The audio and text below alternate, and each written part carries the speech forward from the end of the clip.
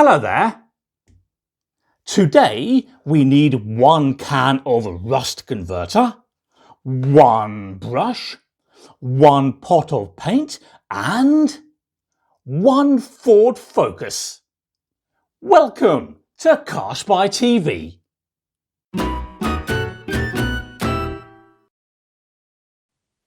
Right. This car has some minor rust low down on the bodywork in various places, and we need to fix it before it becomes serious. For example, there's a patch here immediately behind the front left wheel. Here's a close-up, and I'll put my finger there for scale.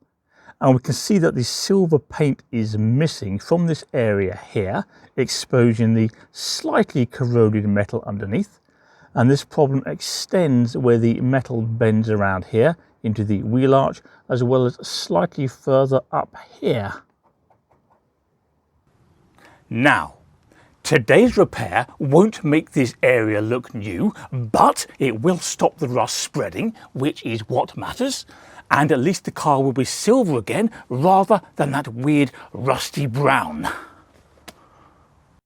So, step 1 is to grab some sandpaper and remove any loose paint, rust and other such debris. And we have a choice in this pack of coarse, medium and fine paper. And look, we only paid £2.50 for 10 sheets, which strikes me as good value for money.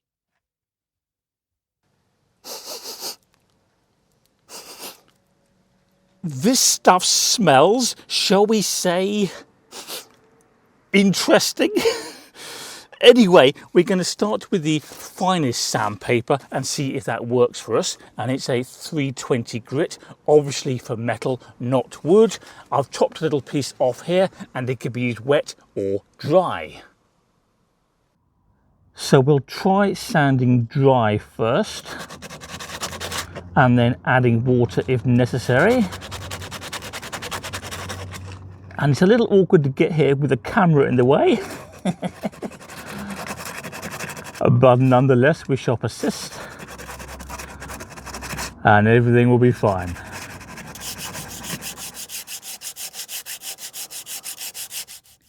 This is where we've now got to.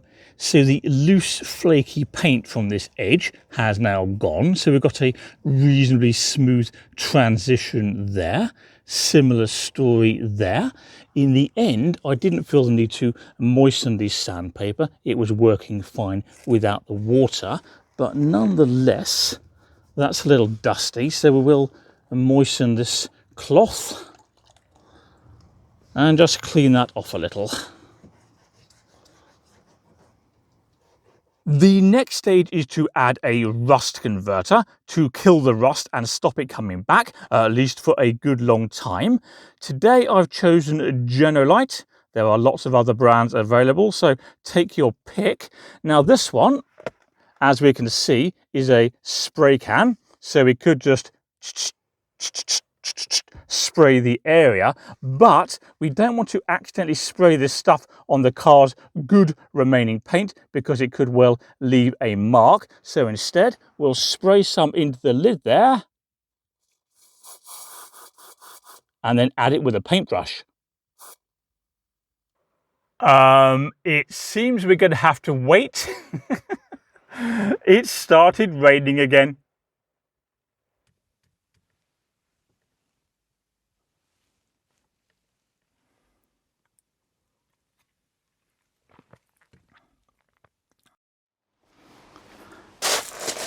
It's 2 minutes later, and look, sunny and hot, which means we can apply the rust converter.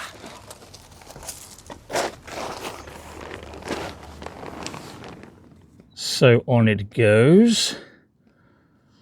And normally when I use this product, I do spray it, but I just want a little more control today so we don't end up with any mishaps.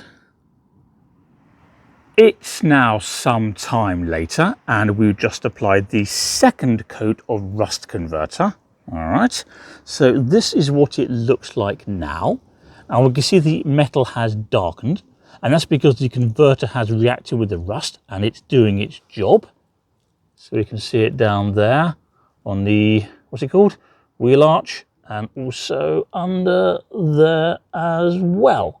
So we need to let that dry and then apply paint. And speaking of paint, we have this little touch-up kit from Ford. Now, the precise colour of our car is apparently Moondust Silver, or as we call it, silver. And there's a little brush inside this pot, which makes it easy to apply the paint. All we need to do is give it a good shake. Bit more than that.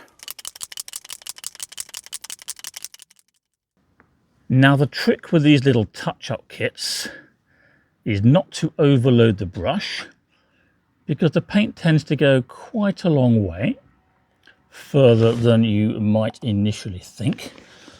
And as always, it's easier to add a little more paint than it is to take away. This stuff smells rather strong. I'm glad we're outside. In other news, I just heard the knee in my trousers rip. But never mind. Might have to buy some more paint as well. I don't think we've got quite enough to do every blemish on this car. Oops, yes, we do have a new hole in the knee.